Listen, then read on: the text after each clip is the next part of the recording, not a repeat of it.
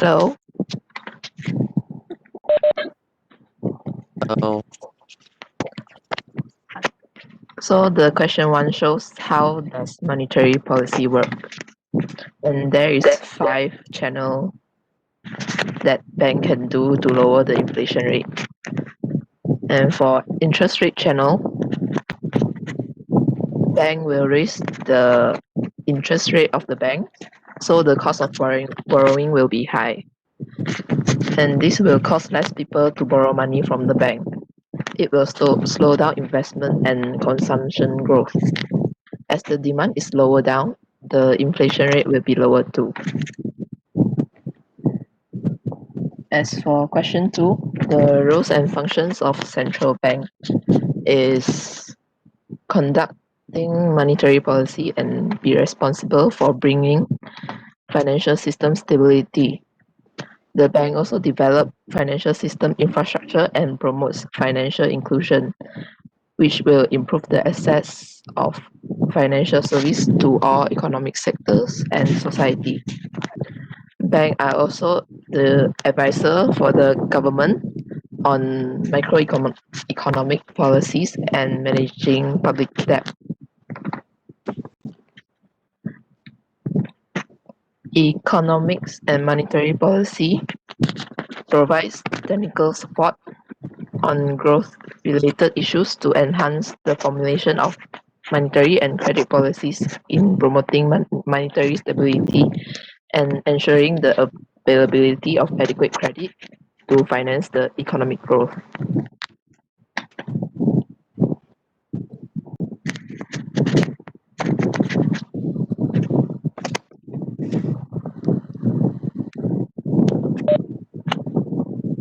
Next.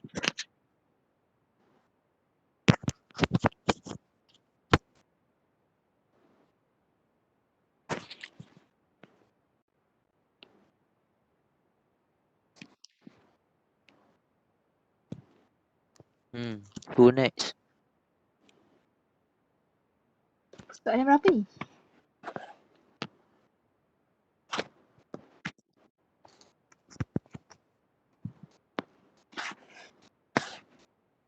Tadi soalan berapa tadi?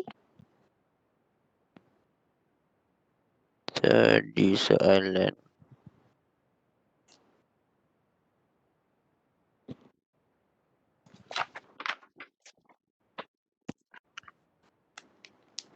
question 1 and question 2.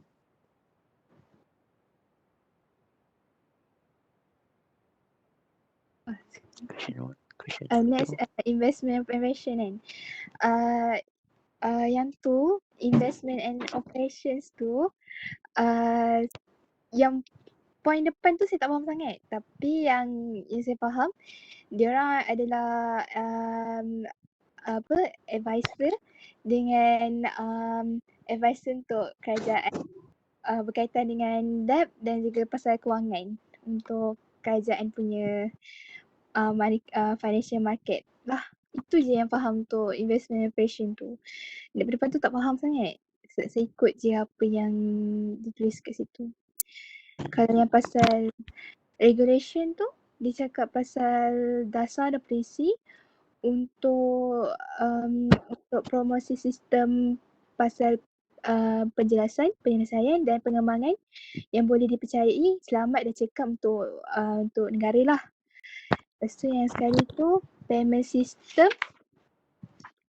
Payment system tu untuk promote kestabilan sektor kewangan melalui pengembangan progresif institusi kewangan dan infrastruktur kewangan yang kukuh untuk masa depan dan juga untuk jadikan Malaysia ni sebagai pusat kewangan Islam yang baik. Faham tak? Ketiga tu. Faham. Itu je. Okay.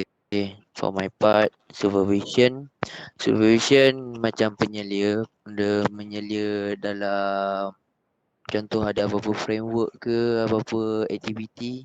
So dia akan jadi penyelia dan juga dia akan memastikan keselamatan dalam financial institution tersebut. Lepas tu organizational development, tugas dia dia nak improve dia punya performance. Tak kisahlah dia punya organizational performance ke, program management performance ke. So function dia nak improve performance dia. Itu dia juga akan memastikan semua sumber manusia, management punya sumber manusia akan dijalankan dengan efektif dengan dengan leading the human resource initiative and other strategic activities. And last, communication. Communication ni dia punya communication function, dia dianggap penting. Dia sekarang kan penting kan sebab communication dia nak hebohkan kepada orang ramai, kepada masyarakat tentang apa-apa yang terjadi dalam bank negara Malaysia tu. So dia agak penting lah untuk menaikkan demand of various stakeholders seeking greater transparency and disclosure. Seeking greater transparency and disclosure ni khusus untuk orang yang menggunakan tu lah. Menggunakan servis Bank Negara Malaysia ni. Itu je. Next.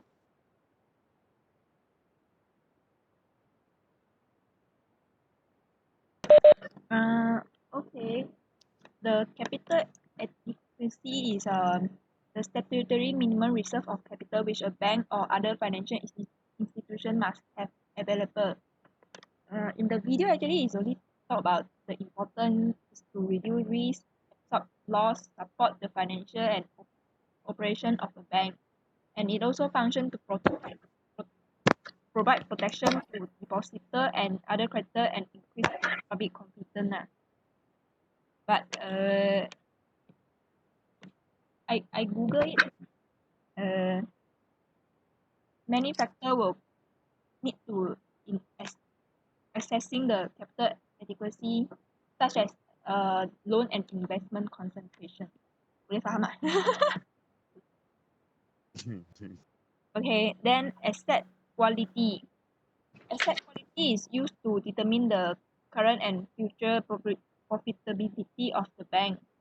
It is an indicator of how the quality of the bank have, and it also refer to the assessment of credit risk associated with a particular asset, such as bond or stock portfolio. It used to measure the credit risk lah. Refer credit risk. Then next is management quality.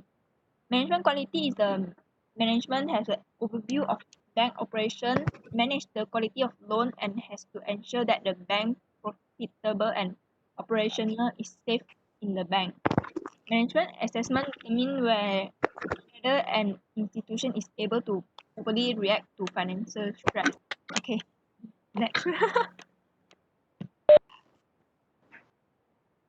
Nice. The last person.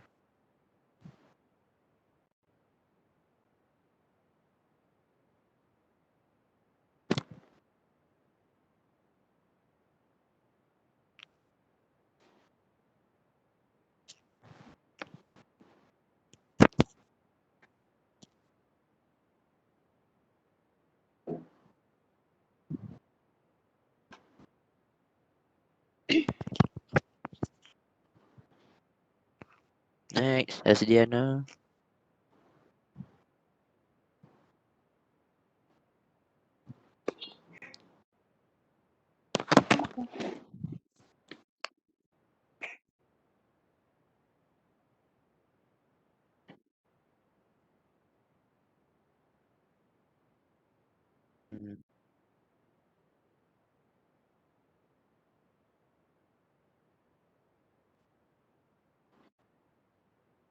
Asdiana, your turn, right? Dengar tak? Dengar Dengar. tak? Okay, Ya. sorry. Tadi tak pasang earphone, ingat dengar. Dia cakap habis satu point lah. Sorry. Sekarang dengar? Dengar. Okay, for the fourth point is the earning and profitability. A bank ability to produce earning to be able to sustain in activity, expand, remain competitive. The key factor in rating is continued variability. So the most important part for the earning and profitability is ROA, which is return on asset, and ROE, which is return on equity, and the last one is net interest margin. For the next point is liquidity. For the liquidity, we can look at the interest rate risk sensitivity, availability of asset that can easily be converted to cash, which is bank liquidity, bank asset, which is that can be converted to cash in the short term to meet the deposit withdrawal, satisfy customer loan demand. So if the bank suffer for any losses, the liquidity can reserve to cover all the losses. For the last point is sensitivity to market risk. Sensitivity cover how particular risk exposure can affect institution. Examiner assess an institution sensitivity to market risk by monitoring the management of credit concentration. In this way, examiner are able to see how lending to specified industry affect an institution. For example, if we conduct a sell and buy bond, money market and treasury bill. So in the transaction, you can see the sensitivity of the market risk to exposure for the effect that can affect the institution.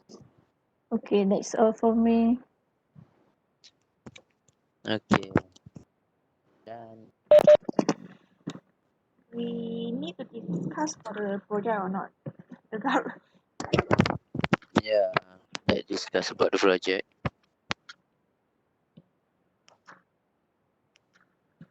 Actually, when we need to meet with the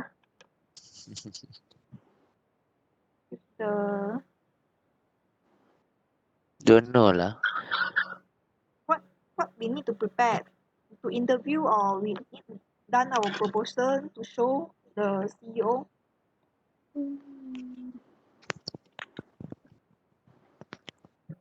I think we need to write the proposal. Okay. Tapi doktor tak ada bagi guideline, jadi macam kita kena fikir sendiri lah. Okay. So if want to relate dengan bank kan, so the digital program to relate with bank, like such as financial planning, that kind.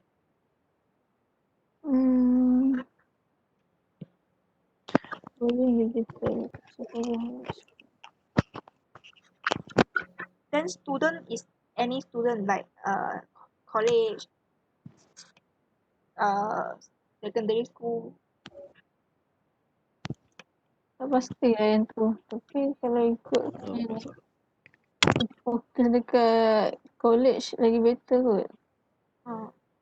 Then like boleh buat financial planning, that kind of, for the digital financial literacy about that.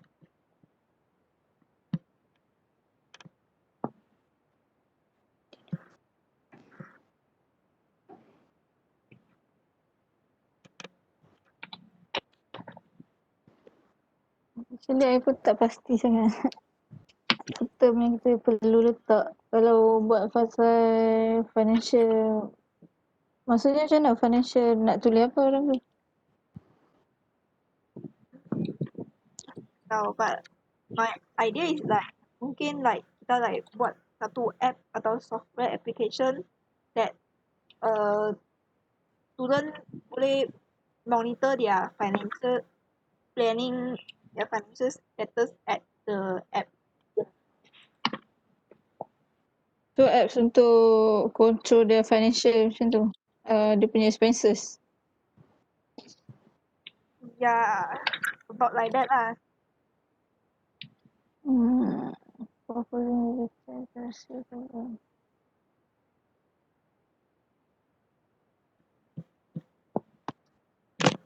I send Ada tak siapa-siapa yang ada kawan dalam kelas ni?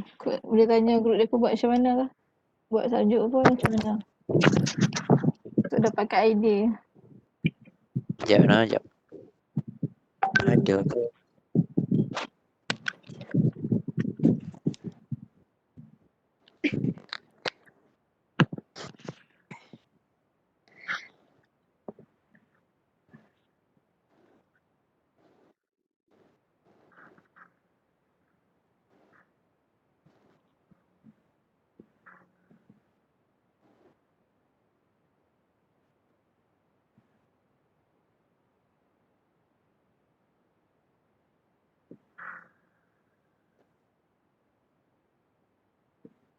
Yang ni doktor suruh hantar bila tak tahu kan. Dia kata macam mana minggu depan. Dia cakap minggu depan arrange meeting dengan CEO kan. Ya. Dengan CEO tu.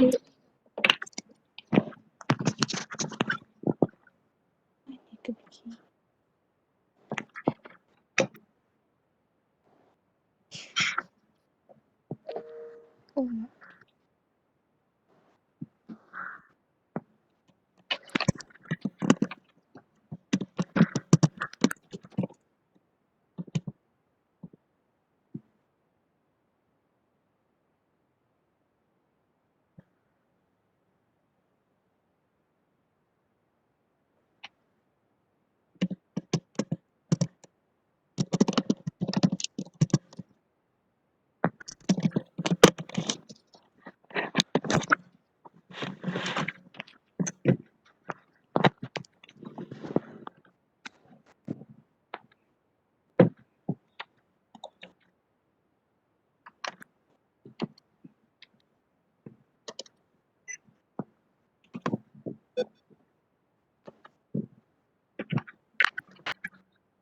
Zati ada seorang kawan, tapi dia orang baru nak bincang petang nanti pasal projek. Dia orang pilih tajuk 3, nombor 3.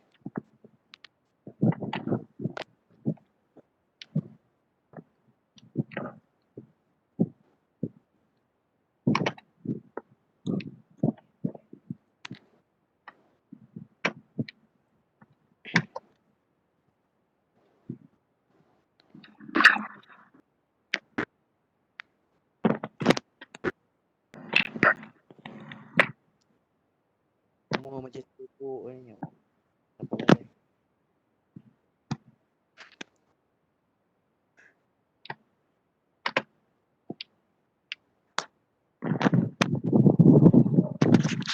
Tak tahu lah macam mana. Pening. Tahu jual kau ni. Apa benda ni?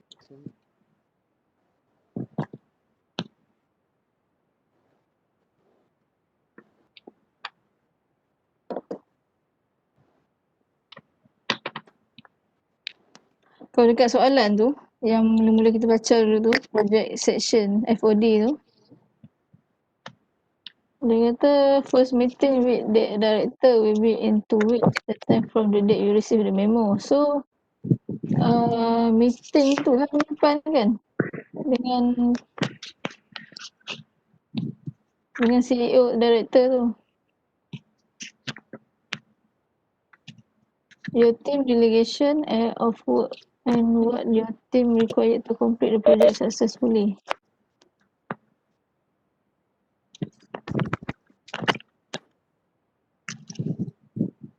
The template tu. Template tu tak tahu pun dalam template.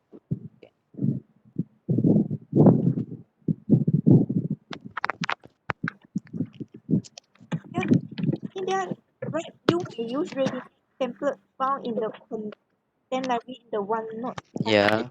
Tapi the template is Pas Don't have anything.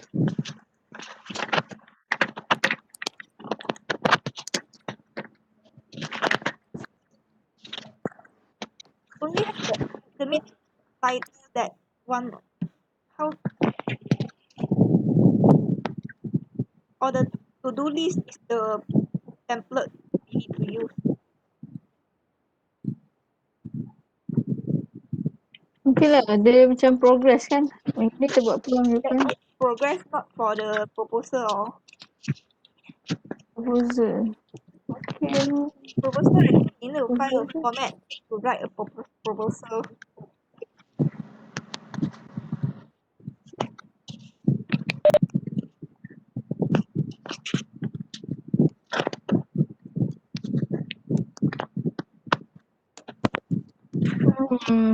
Tak pasti lah. Tapi sekarang I ada kelas lain. Jadi kita end je lah, boleh tak? Nanti masuk kat WhatsApp je. Kalau ada kawan-kawan ke, tolong tanya ke. Ataupun kan doktor ada buka question and answer dekat OL tu kan. Nanti tu try tengok aku ada ke soalan. I tengok Pasal ada orang tanya tapi macam doktor suruh kita fikir sendiri lah.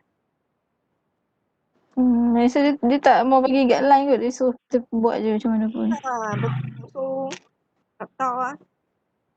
Kita buat proposal tapi nak propose apa untuk bank tu with student. Kalau cuma student banyak lah, tapi kalau nak tambah dengan bank, Susah sikit lah.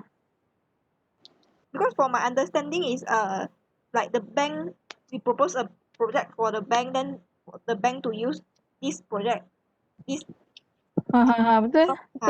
macam itu. So Kita bagi suggestion, jadi dia macam diterima kita punya suggestion kan. tapi with student, kalau dia bank nak guna kena relate dengan dia bank punya barang. So Kita boleh tengok tajuk lain pula ke. Sesuai. kalau ada cari apa-apa link yang boleh guna, letak dalam WhatsApp lah, kita tengok macam mana. Okay. Okay. Okay. Sambung lah. Bye. Bye. Bye. Right.